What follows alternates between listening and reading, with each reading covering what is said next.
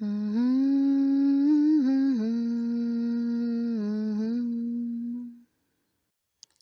hola, on se retrouve dans cette nouvelle série de podcasts pour le deuxième épisode. Donc il est composé de 8 épisodes au total dans lequel on va voyager à travers le cycle de la Lune pour se reconnecter à l'énergie de chaque phase. Et aujourd'hui, dans ce deuxième épisode, on va parler du premier croissant.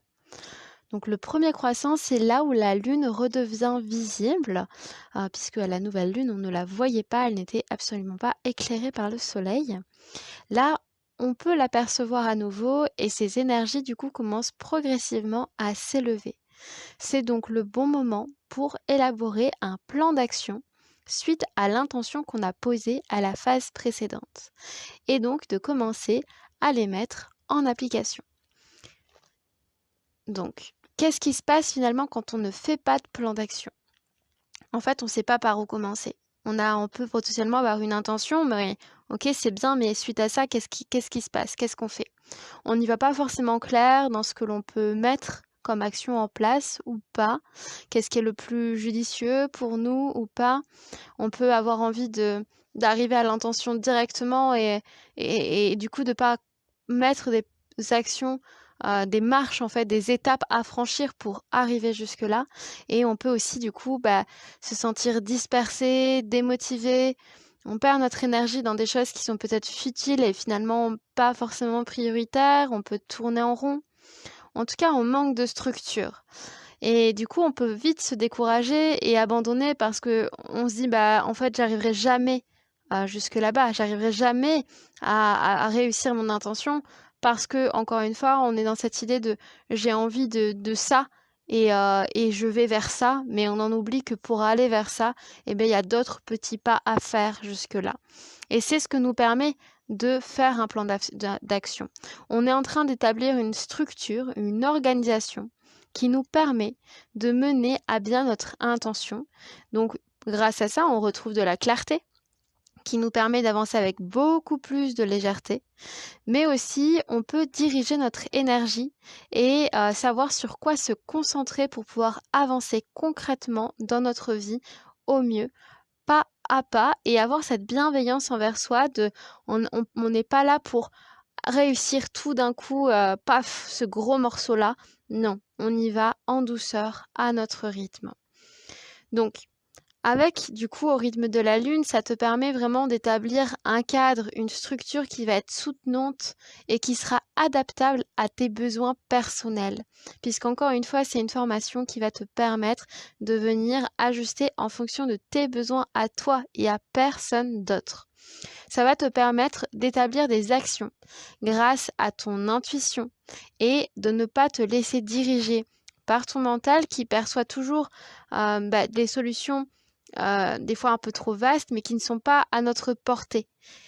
Par exemple, l'intuition, elle, va te permettre de trouver des solutions que ton mental ne connaît pas, qui est nouvelle pour lui, parce que le mental, il est basé sur un schéma où il reproduit que ce qu'il connaît. C'est comme un peu un grand ordinateur, si on lui a pas mis telle information dans le cerveau, il ne peut pas aller chercher au-delà de ça. L'intuition, elle peut aller sur des choses beaucoup plus subtiles et beaucoup plus nouvelles qui te permet de trouver des solutions auxquelles tu n'aurais pas pensé par toi-même. Et ça, c'est une grande force pour pouvoir avancer et aller de l'avant. Mais aussi, ça te permet d'aller plus loin, du coup, parce que ça te permet d'avancer de façon concrète grâce à justement ces outils, et notamment l'outil du tirage qui te permet d'avoir des solutions concrètes sous les yeux et d'avoir de nouvelles idées, de changer ta perception, changer ton regard pour pouvoir avancer pas à pas de façon que tu n'aurais peut-être jamais imaginé avant ça. Donc, au rythme de la Lune, c'est quoi? C'est une exploration du cycle de la Lune pour apprendre à te connaître et te comprendre avant tout.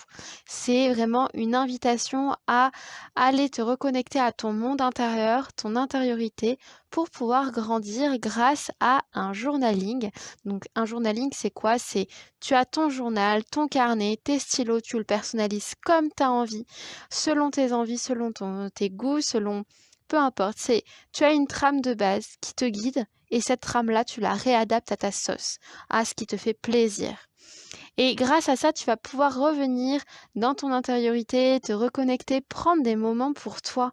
C'est essentiel de se prendre des moments où, ok, tu fais ça, tu le fais pas pour juste, il faut le faire, mais juste, c'est un moment que tu t'autorises, où tu es seul avec toi-même et qui te fait du bien. Et ça va te permettre de venir découvrir ton monde intérieur, ce qui se joue en toi, tes blessures, tes émotions, un petit peu tout ça, te reconnecter petit à petit à tous ces espaces en toi.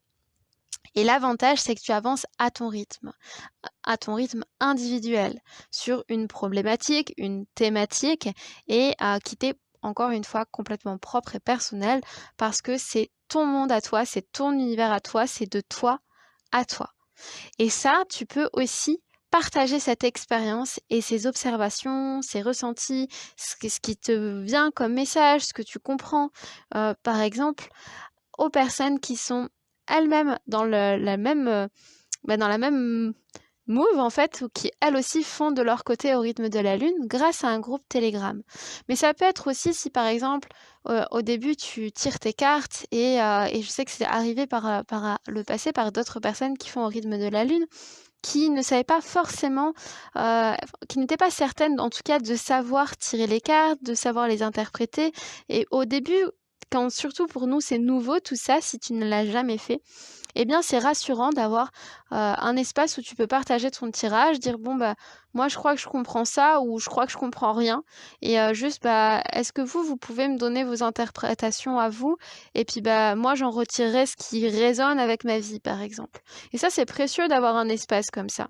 Et c'est aussi précieux de pouvoir lire aussi du coup les interprétations des personnes sur leur propre tirage à elles et te rendre compte de ok, avec cette carte elle voit ci, elle voit ça, nanani nanana. Et voilà, c'est tout un espace, tout un monde où tu es accompagné. Donc à la fois il y a cette force où c'est pour toi et t'avances pour toi et c'est tes objectifs à toi par rapport à où t'en es dans ta vie, et en même temps t'es pas complètement seul. T'as un espace où tu peux être soutenu dans ce chemin individuel que tu fais. Et ça pour moi c'est vraiment très très précieux. Et évidemment, dans la bienveillance, dans le partage, dans le respect, parce que c'est essentiel pour moi d'avoir cet espace où on peut vraiment être pleinement soi, vraiment loin du jugement, des peurs, de moi je suis mieux que toi, loin de tout ça, juste on est soi et on se dépose tel que l'on est. Donc voilà pour ce deuxième épisode. N'hésite pas à me dire en commentaire si ça résonne en toi, si ça te parle, si c'est quelque chose que tu fais peut-être déjà ou pas. Et pourquoi pas à partager ton plan d'action par rapport à l'intention que tu as posée lors du dernier podcast.